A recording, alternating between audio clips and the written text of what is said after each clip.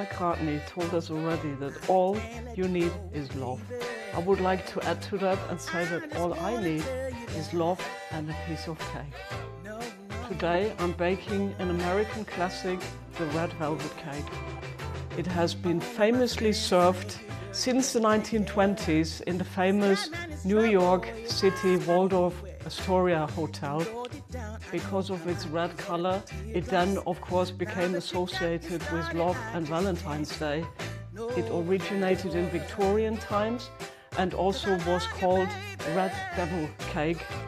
During World War I and the Great Depression, food coloring became an unnecessary luxury and an expense that nobody really needed.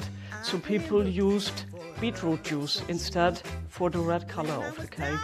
In the 70s, the cake lost its popularity due to food coloring having bad press due to being responsible for cancerous diseases, so it dipped in popularity. The red velvet cake is a moist, layered cake with buttermilk and tangy cream cheese or ermine frosting. Join me in making this naughty little pleasure. Preheat your oven to 160 degrees and grease and flour 2 cake tins. I'm using hearts because of Valentine's Day, you don't have to, can also be a round cake. In a bowl, sift together all your dry ingredients. I'm using 275 grams of flour, 3 tablespoons of corn flour, 3 tablespoons of cocoa powder, also sifted. It's really important that you do not have little lumps. Half a teaspoon of baking soda, 1 teaspoon of baking powder, and half a teaspoon of salt in case you're using unsalted butter. In case you're using salted butter, leave the salt out. Combine all the ingredients and put the bowl to the side. Then the next step, use a different bowl and we whisk together 86 grams of unsalted butter. It's important that this is at room temperature. 141 grams of unflavored vegetable oil. I'm using canola oil here. In Germany we call it Rapsöl. I have to say I'm not a fan of this at all. It causes inflammation. I only use it because it will make the cake moist. Usually I prefer butter as a fat, but in this cake it seems to make it better, so I'm going ahead with it. But yes, it's not the ideal ingredient, I have to say. 345 grams of white sugar. We mix everything for 2 or 3 minutes. Then fold in 3 large eggs, one by one.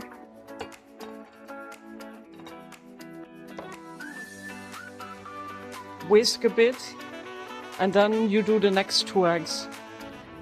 Next, we're whisking into our fat mixture 1 tablespoon of vanilla extract. I'm using extra bourbon vanilla because I always like it. And then 1.5 teaspoons of white vinegar, plus your red food coloring by taste, by visual choice. I haven't worked with this particular one before, so I'm not sure how much to use. I will do it as I go along. In goes the vanilla and the red food coloring.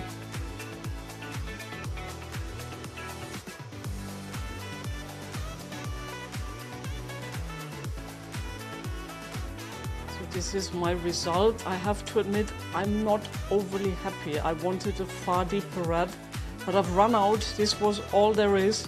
I don't have more, and I have to make do with this. But I think it's better to use actual paste, which is far more intense. You need a little amount, and it's deep red, and I don't have that right now. So this will have to do it.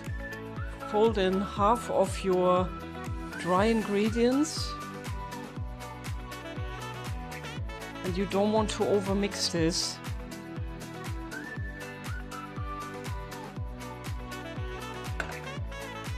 So we gently combine it.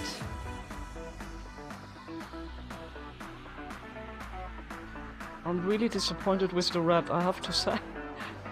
It's really not what I wanted. It's more pinkish.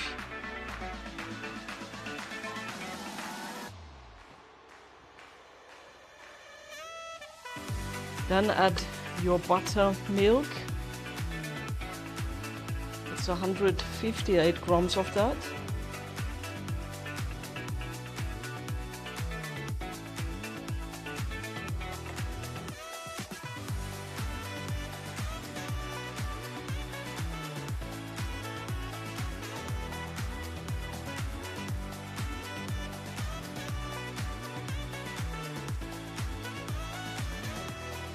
Then you add the remainder of your dry ingredients.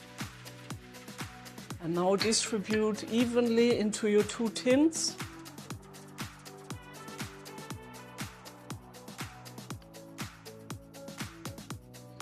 And then we bake it for 30 minutes. I'm now making my cream cheese buttercream frosting. I'm using 1.5 the amount more because I want to do a little bit of piping. So you're looking at 337 grams of unsalted butter, room temperature. You're looking at a lot of powdered sugar, 855 grams. And we mix the butter until it's smooth, and then in 3 batches we fold in the powdered sugar that it really gets well mixed. So mix this until it's really light and fluffy in color. My butter now has a nice consistency. I'm putting in 1/3 of the powdered sugar and then mix again on a low setting. And then go in with more powdered sugar. I do this 3 times to ensure that it really gets evenly mixed.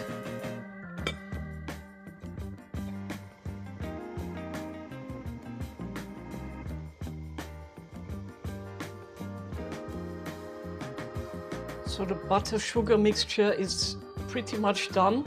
I'm now folding in very cold cream cheese, 500 grams of it. The problem is the recipe asks for cream cheese bricks that you can get in the US.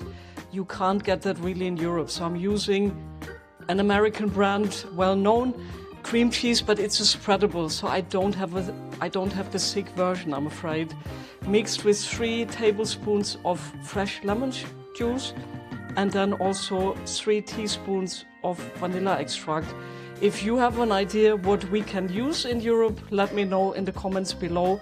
I've researched this a lot and there's talk of mascarpone, but mascarpone has the fat content but also too much liquid, so that doesn't work either.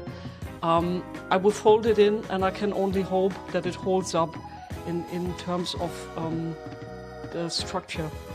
Only mix until smooth. Be careful not to overmix, otherwise it becomes quite runny again.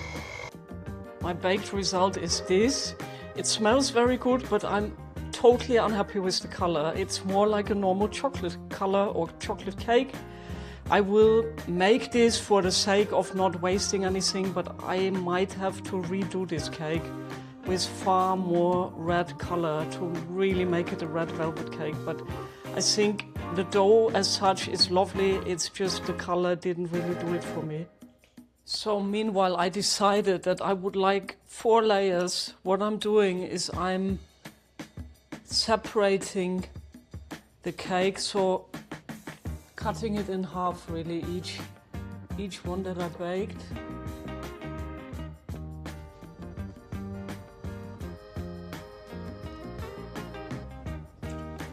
Perfect. Now separate with one of these. Like this, and then I can do 4 layers with my piping. For my piping, I'm using a round nozzle and I just pipe little dots.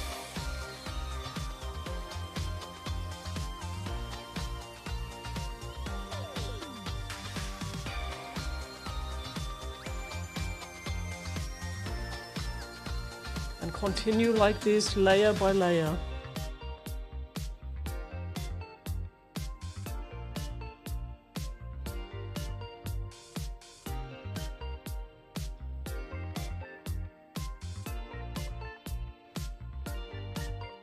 Now putting on a next layer very carefully.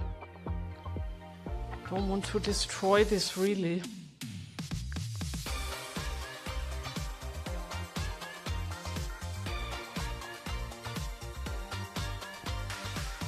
And then I continue piping on this one.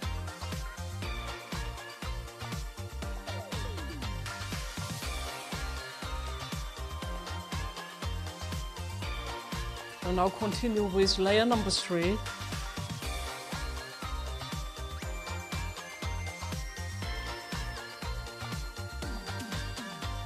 And last, the final layer. Again, very carefully.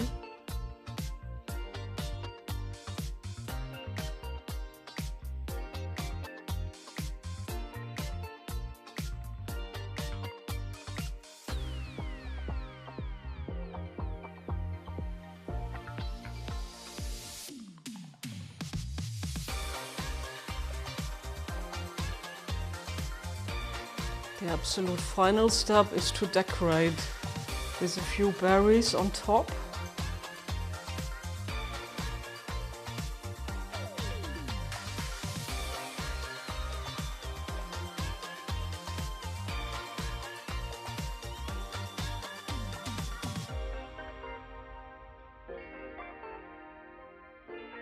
Oh my God, look at this.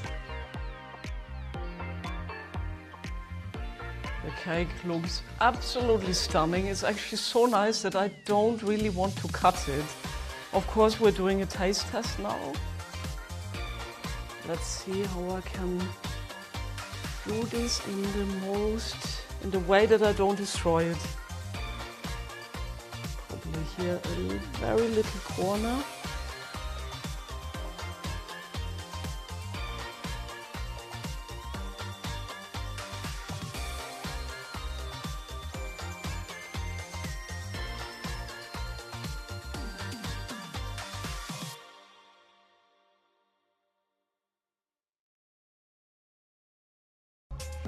Very moist, very tangy, a little bit on the sweet side, but it's a dangerous piece of art.